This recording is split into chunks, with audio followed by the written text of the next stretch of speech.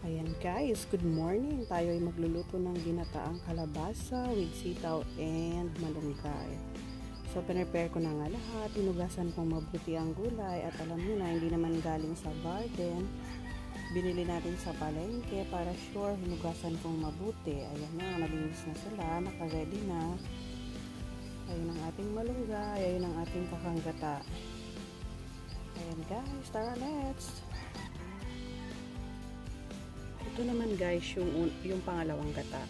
So, nilagay ko na dyan yung mga ingredients like yung tinapa, yung sili, bawang sibuyas, and may asin na siya guys. So, ito muna ang ipanluluto natin dun sa gulay. Then after, pag kumulo na, malapit na maluto, ilalagay natin yung kakanggata para masarap. Ayun guys, sinalang ko na siya sa apoy. So, make sure lang na umaapoy siya at para hindi siya maglasang uso. Ayan, kami magluto sa kahoy guys. Ayan guys, kulong-kulo na yung gata natin. So, ilalagay na natin ang sitaw.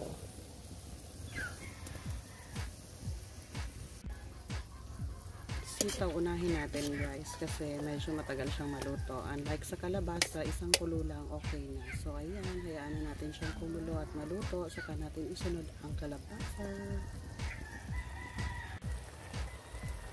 Ayan guys, nilagay ko na yung kakanggata at yung kalabasa, pati na rin yung malunggay. Ayan, isang kulo na rin yan at okay na, ready na ang ating tanghalian. Na guys, luto na ang aking ginataan. Medyo natuyuan siya guys, pero promise masarap siya. Mas masarap pa siya sa first kiss. Haha, charot! Let's eat! Enjoy lunch!